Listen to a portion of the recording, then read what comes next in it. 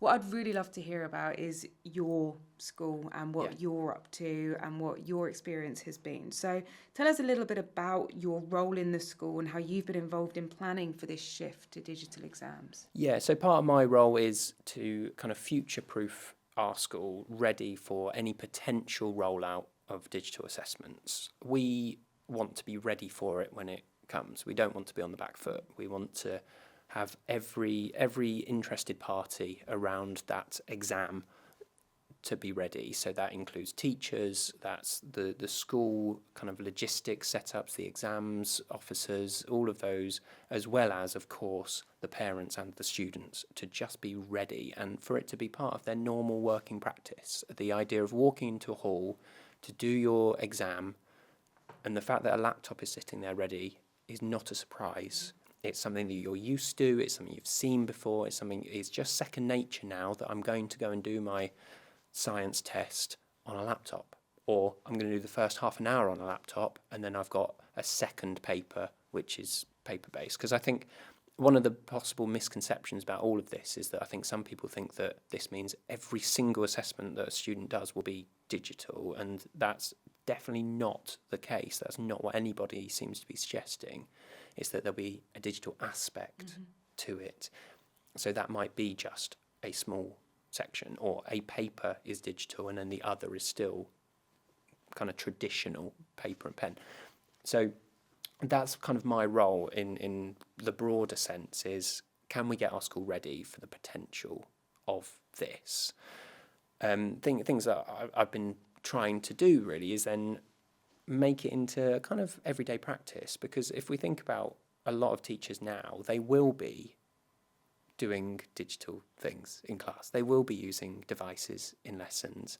Students will be used to using it. People buy into all sorts of kind of homework platforms and other digital platforms. People buy into either kind of Microsoft or Google packages, and it's not uncommon for them to do essays online as a homework or do this quiz in class or things like that. That's not uncommon to them. But what is a formal assessment. And so that's what we're trying to implement. But it's doing it in a way that's comfortable and safe and not potentially worrying people about the future. So tell us about some of the strategies that you've implemented that Yeah.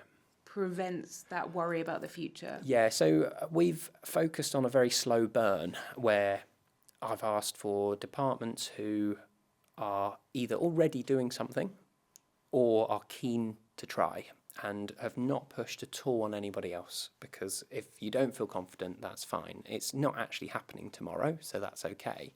And so I've had a few departments in my school who are wanting to move more digital for all the reasons that the exam boards are saying they want to as well. And so we have worked with them to try and build in more of the formal assessment approach. So we've got a humanities subject at our school that is working hard to move some of the assessments digital. We've got science who are doing some digital assessments, and computing, of course, are doing digital assessments, and our languages department are trying to move towards it in the way that we're going to test it. We're going to see what works, what doesn't work. Did it crash? Did it not crash? Did the type of question not work? Are we limited by the technology we've got or the software we're using? What problems can we iron out? With the idea that some of our year sevens will then do half of their assessments online because it's just becoming the norm for them. In year 8, those same subjects will do some digital assessments, hopefully, and then in next year's year 7 there'll be a handful more, and it just is a natural push up, but in a very kind of hands-off. It's not no pressure, we're just trialing it, let's see how it goes, and let's try and iron out some kinks before we get there, because we actually don't know what it's going to look like. So there's no point being really, right, we're all going to do this because it's happening, because we don't know. And so that's the approach at the moment, and it seems to be going quite well. It seems to be quite successful, and the students are just getting on with it as if nothing's happened. But we're making a distinct point that we're not speaking to them about it, because we don't want to panic them. Because like I said earlier, if you look at the original time frame, there's a possibility that some of them might be sitting a GCSE or an A-level digitally.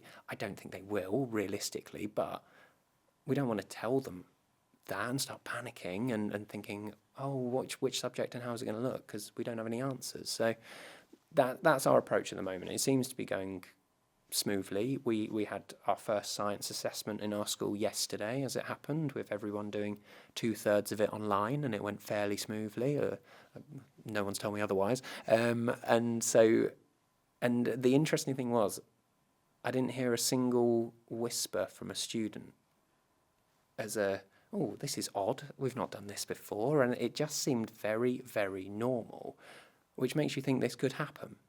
So I guess it's preparing them for the exam in the same way that you prepare them for anything else. Yeah. Showing them what it's like within the classroom environment. So when they come across it in a scarier environment, that feels comfortable to them. You've done a few quizzes. This is the same. It's just in silence, and we're not going to project the scores on the screen as it all comes in. It's the same, but just a slightly different setup. And they just seem very comfortable with it. So it's good. And the knock-on effect that we're finding is it's a workload thing. So it's a lot of work, don't get me wrong, to transfer something that you've got on paper that you can just whack through a photocopier without really thinking, to convert that into a usable, functioning online assessment is a lot of work. I'm not denying that at all. It's a lot of work. But the fact now is that with this assessment I'm just talking about in our school, 2/3 of that has been marked already. Within the second those students click submit, 2/3 of that assessment has now been marked, graded, and we've got feedback ready to go. That's really powerful. That is really, really powerful. And teachers now are just marking a small amount that we just didn't want to do digitally because we didn't want to move everything across at once. And so it's reduced the marking burden by a huge volume, and it saved a huge amount of paper as well, and printing and the printing costs and the paper, it saved a huge amount. So that's kind of our drive of it. We're in the foothills. We're definitely in the foothills. There'll be schools around the country that are way ahead in this, much further than we are, and there'll be schools in the country that are behind. But we just want to make sure that it's a slow burn, and if it turns out that in 2030 there are no digital assessments at all, we can make a real positive of what we're doing anyway, thinking we've done our bit for sustainability, marking load is down, workload is down, all of those benefits come irrespective of what happens. If we are moving into a digital age of assessment, the students are ready for it. And then actually parental engagement is one of the most important things. It's really powerful then to say, yeah, this is happening, but your child has been doing this for 5 years. So don't panic. They are so used to doing this. They've been doing it for 5 years in multiple subjects. It will be no different. I think that will get buy-in immediately rather than it's coming and we're not ready. Mm-hmm. Definitely. I think parental engagement is so important, and parental buy-in to schools as well. So have you engaged with parents on this topic up till now? Not at all, to be honest, in a deliberate way. And you're right, parental engagement is super important. And if you don't get buy-in from parents for a change that you're trying to make, it's really difficult to make it work. But our concern is if we mention anything, like we said earlier, there's barely anything out there. Yeah. And anything you do find out there is from often 2023, so is potentially outdated. And everything at the moment is saying, in the coming months, there'll be an announcement. So the answer to a parent would be, I don't know, which doesn't look very good. So we've deliberately not, because what we want to do is just gently bleed it into the curriculum and gently bleed it into the everyday working practice of both teachers and of students, so that when it does come, if it does come, it's don't worry about it. Mm-hmm. It's not a big deal. Yeah, speak to your child. They'll know all about it because they've been doing it for so many years. And yeah, that's how they've been assessed in maths for ages. That's the conversation then, not here's a big culture shift we're about to embark on. So yeah, we've deliberately not, which kind of goes against a lot of thinking. I was going to say. But we don't have answers. No. So we don't want questions. That makes sense. And I think you were just talking as well about how it's such a small shift in terms of how you're going about the teaching element, that it just makes sense to be looking at it anyway. And if the exams don't become digital, nothing is lost. In fact, everything is still gained. Yeah, and it's some of our drivers as a school as a whole is sustainability, and to think just in terms of paper usage and printing and all of that sort of thing, it's a benefit there, irrespective of what happens. Any assessment that is done online will save paper, and that can only be a good thing in the long run. And if it's self-marked in any way, shape or form, that saves on teacher workload, which is a huge issue at the moment in the profession. So whatever happens in the future, we're going to get some benefits from this. And that's one way I'm trying to sell it to staff. And it doesn't take much because people can see that. But the major barrier at the moment in doing what we're doing is the workload issue initially is big. Yeah. So once you get over that barrier, it then starts to get a lot easier. But people are pragmatic, they can see that, and they can appreciate a small hit now is worth it, because in the long term I'll have an assessment that's ready to go every year where 50% just marks itself. Are you finding there any barriers when it comes to digital skills of your staff in terms of putting this? Yes and no. I don't think it's the digital skills of the staff necessarily. What we're finding a lot of is the limitations of the software we're using. So we're a Microsoft school. We use Microsoft Teams, so we're using Microsoft Forms for a lot of this, and which is the kind of equivalent to Google Forms.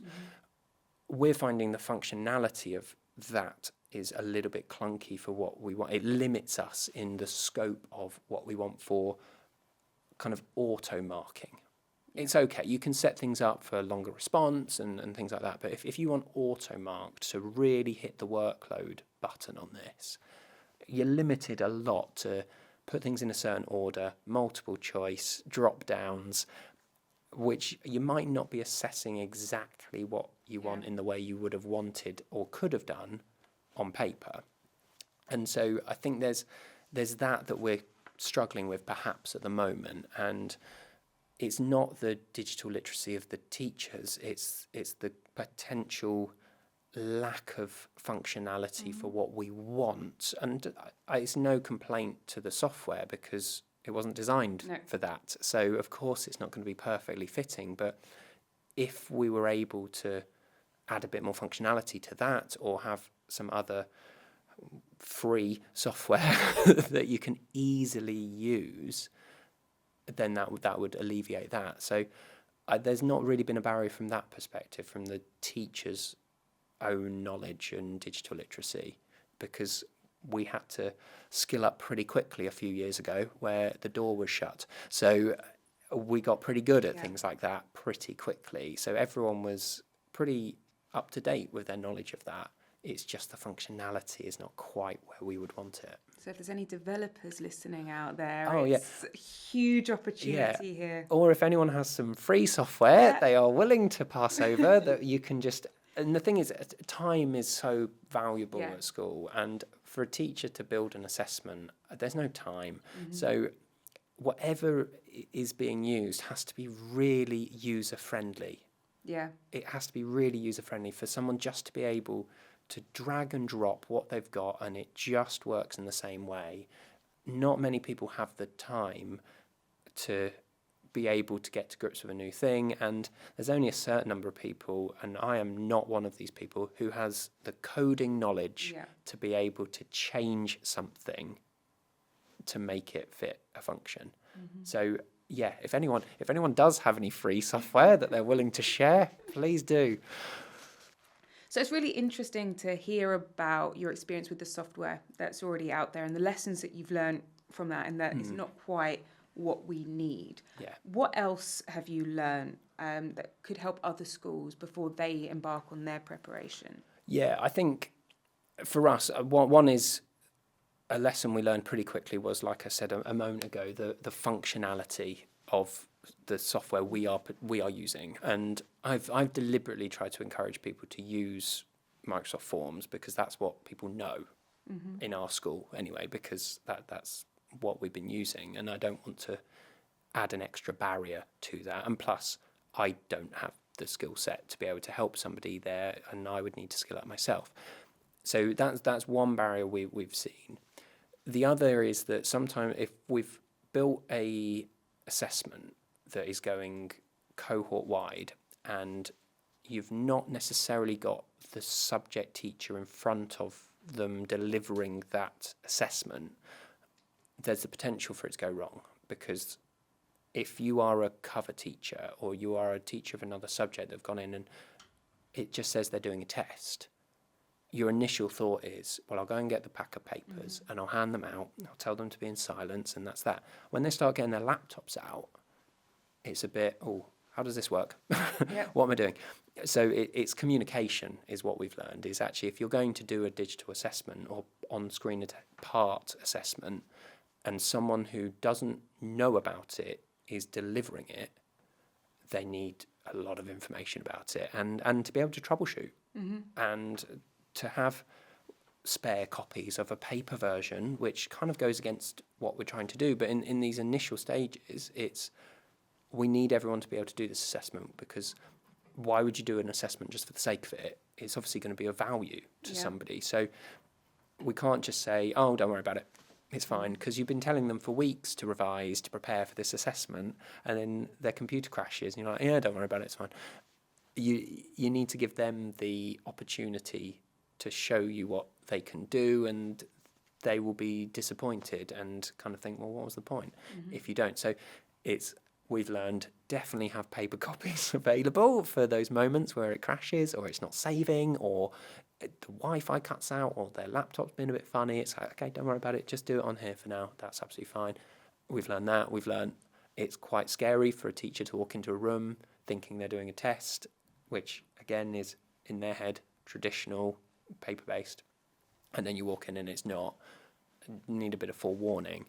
Those have been the major things at the moment, which don't sound big because, like I said, it's a slow burn for us. It's a really slow burn, and so we've not done huge things. We learnt some of those last year in the end-of-year exams we did with some lower schools, where that was where they were sitting in an assessment with different teachers, and it just was a bit, oh, I wasn't quite expecting that. But I think we're over that now, which is good. And I think those are the lessons, really. I mean, one thing that we would probably say is just give it a go and see. And I was talking to people this week about it, and sometimes you do need things to go wrong. You learn a lot from your mistakes, don't you? You need something to go wrong to know, oh, right, that's a possibility for that to go wrong. So this is how we fix it next time. And that's something we're learning as we go. So one of the things that I can't not talk about, and something that was all over the show when we went to Bet recently, was very much around plagiarism, cheating on exams, the additional risk that technology and doing exams on a screen, the additional risk that brings. Yes. Is there any lessons you've learned around that? So we've not learned any lessons, but we are very aware of it, because we don't have the software in school to block internet access, because they're all on their own devices, and computing spaces are at a premium now, and there's a lot more computing lessons going on. So if there is a computing room, there's a lesson in there. It's not like you can book out the computing room like you could way back, aging myself slightly. But so they're doing it on their own device in a classroom. And so you used to have the idea of they might have their phone underneath the desk or something like that. Well, now they've basically got their phone in front of them.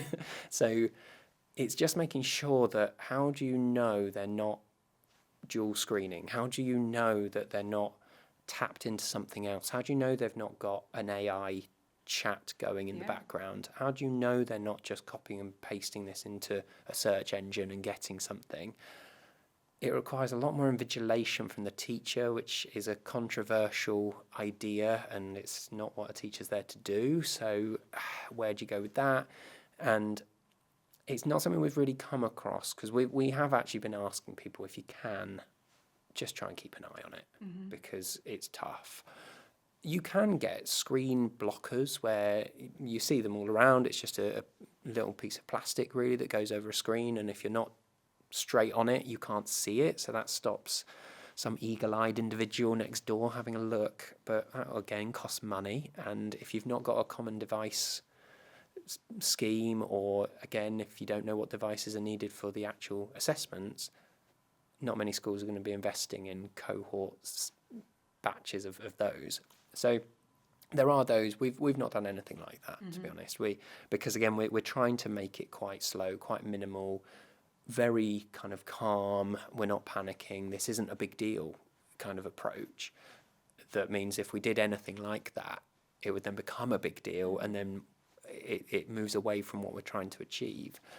But there are concerns, because how do you know that a student's work is their work? How do you know that they've not found that information that they were meant to hold in their head somewhere else? It's really difficult, really, really difficult. And it's not about disabling the internet access, because if you're doing it like on a Google platform or on a Microsoft platform, you lose the autosave function. So because it has to save to the cloud. So if you're disabling the Wi-Fi in that room or in that area or something, then they can't save it. They have to save it locally, and then how do you get it out? And it's really difficult to then navigate that in a classroom setting for an end of topic or unit test. So we've just not at the moment to avoid that, but it's certainly something that's kind of in the back of our minds, thinking, well, when we are doing a big cohort-wide assessment, how does that look in that moment? Because you need to make sure that is their work. It's okay for a bit of software that's come from the exam board, because that can often just take control of the device at that moment. It just fills it and you can't exit it. Again, we don't have that software to just roll out, and if we did, no one's got the skills to write our bespoke questions or transfer that question on it. So it's something that we are thinking about, but it's just resting in the back of the mind, because we don't have a solution at the moment. It's about thinking about it. Like you say, it's about thinking and being very aware that it's happening, and just putting in what we already know as educators, the invigilating, I think the human touch as well. A lot of people I've spoken to have said that anything that is marked by technology or AI, the big AI, it's very much we need this human interaction there as well. To at the end go, that's pretty standard of this student, or I didn't expect the student to achieve this. What's happened here? Whereas AI might not have that recognition at this point. And I think alongside that is, this isn't a new problem with digital assessments. Students have cheated in assessments for as long as there have been assessments. It's just a different way. So it shouldn't be seen as a big barrier to not do it, because there have been notes up sleeves, there have been notes down trousers, there have been writing up the arms, there's been eyeing the person next to you. That has existed since there was an assessment. It shouldn't be a barrier not to do it just because they have a new way of finding a way around. It's just trying to cut off that avenue, and how do you do that? Because with listening to, having things in your ears now, you have to check as they walk in, so that was new, and there's a solution, so we just need to find the solution. That's all it is. It shouldn't be a barrier to not do it. It should just be a bit of food for thought.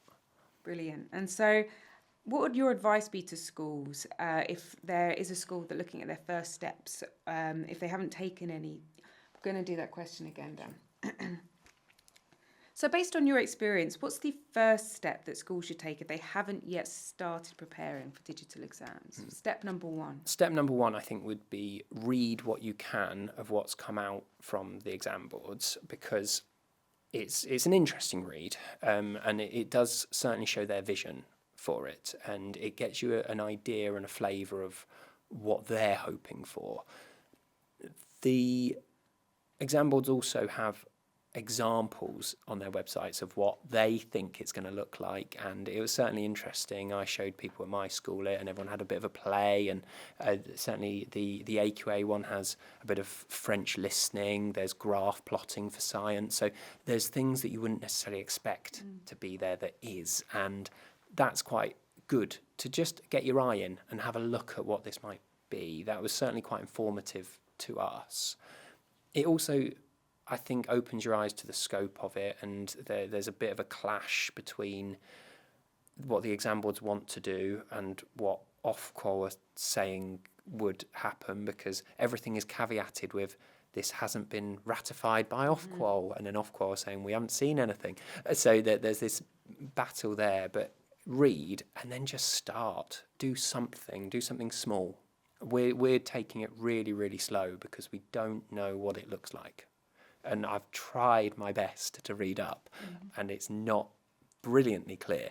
So I wouldn't get bogged down in it. It's just try something small, get a really slow burn on it, but just make a start on something, because then you'll be on the journey and you're not on the back foot.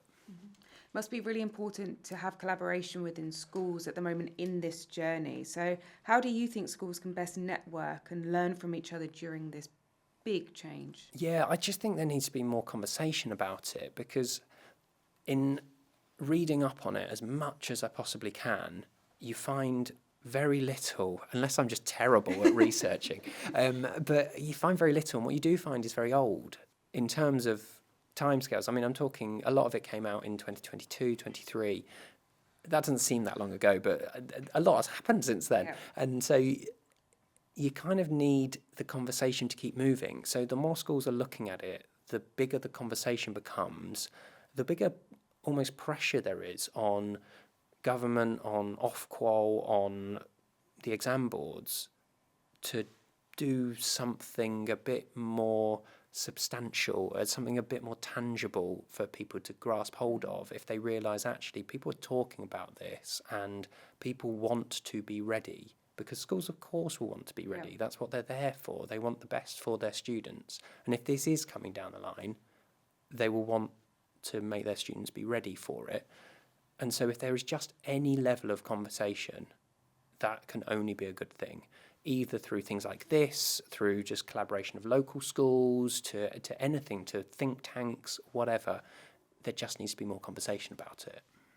I think that's really, really true. The more we talk about it, the more opportunity there is for the government to then set in place, oh, this is what it is that we're planning, and be able to, like you say, support schools to properly prepare their students, as opposed to there being this big surprise one day, whereas all of a sudden this is what you're sitting, not this. Yes. We don't want any more of that for these children. Some of these children, they didn't go to school for a number of years during COVID. They had to work from home or study from home even. We don't want to be surprising them with any more. No. We need to keep that structure, I think. So thinking about what success looks like then, but we've spoken about a lot of challenges, a lot of the barriers, a lot of the pros, the cons as well. So if we look forward to 2030, that is indeed the timeline that we have. What does success look like for you in terms of this plan? I think if you end up with a successful exam season where a good number of students have sat something digitally, where they haven't been guinea pigs in an experiment, that will be a success. What I would hate to see is, as we've just been kind of discussing, a kind of test run, oh no, we didn't realise it was going to look like this, but off you go, good luck, and schools haven't had a chance to prepare them for it and get them ready. As long as we're not making a test case of a cohort, and as long as we're not making a guinea pig set of students to go in and let's just see how this is, because it might be okay for someone to say, yeah, it won't matter because we'll grade it in this way, or we'll do this and that and the other. the amount of pressure and stress that puts on a student, and even if it's a perceived disadvantage, that's still a disadvantage, and that shouldn't be happening. So success for me would look like a real pragmatic build-up, a real sensible build-up in the years leading up to whatever year this might be, if it's 2030 or if it's not. And then on the other side of it, you've got schools up and down the country where not one has been disadvantaged by it. There's not a school in an area that has quite poor economic situations with their families, and they've still got exactly the same access to everything that a school with a load of cash will have. There's no difference. A student walking into an exam hall in whatever school is faced with exactly the same environment. That will be a success, and that takes a huge amount of work. And as long as we've not just, we'll give it a go, we'll trial it with a cohort, that will be a success for me. It's such a good point, such a good point. And finally, just to wrap up, what excites you the most about a potential move to digital exams, and what do you think will be the most challenging aspect of the change? So the thing that excites me the most is moving towards a system that is, I would believe, fairer for students, where I've said it a couple of times now, but the removal of barriers for them, and to know that a student can go into an assessment, feel like one of their peers, but still get the access arrangements that they're entitled to, but feeling like one of the cohort, I think will be brilliant. And to have a student that is able to have the questions read to them without someone they don't know sat next to them, potentially don't know, they might know them, but potentially don't know, and have that read to them as many times as they want. Being able to zoom into something because they're visually impaired and they need it slightly larger. Perhaps they can't type very well, and so they can speak and it gets dictated, and all those sorts of barriers are just removed. That would be incredible. To be able to have something that is fairer to all learners, I think would be amazing, and would be such a great thing to have as in from an inclusive point of view and just a fairer society point of view. That would be brilliant. Mm-hmm. To also then think about the environmental impact of everything we're doing, and to think we're doing our bit as educators and as the education kind of sector is doing their bit. That is also brilliant. That would be my real thing that I think is the best thing. And then the elephant in the room is the money. It is the money. It's how are we going to do this? And without the conversation, without the kind of groundswell of activity and people really wanting to get moving on this and getting that discussion going, it's going to be really difficult to get anything moving. So that will be the biggest thing to get shifted, really. Well, thank you so much for being here to start this discussion with us. Thank you. It's been absolutely fantastic to talk this through with you. We hope that this episode has given you valuable insights into the shift towards digital exams and what it means for your schools. If you found this discussion useful, be sure to explore the National College platform, where you'll find more expert-led podcasts, blogs, webinars and courses to keep you up to date with key developments in education. A huge thank you to Simon for sharing his expertise, and to you, our listeners, for tuning in. Until next time, take care and keep striving for excellence in education.